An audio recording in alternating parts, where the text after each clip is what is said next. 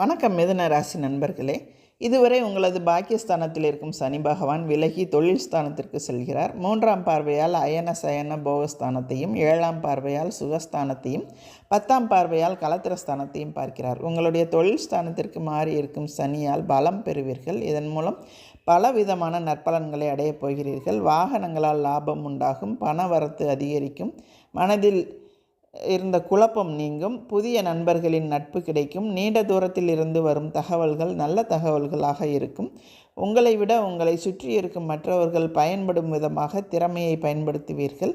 காரியங்கள் சாதகமாக நடந்து முடியும். விலகிச் சென்றவர்களின் விரும்பி வந்து சேர்வார்கள். எதிலும் கூடுதல் கவனத்துடன் செயல்படுவது நல்லது. திடீர் மன தடுமாற்றம் உண்டாகலாம். பண வரத்து திருப்தி தரும். சின்ன சின்ன பிரச்சனைகள் தீரும். உடல் ஆரோக்கியத்தில் கவனம் தேவை.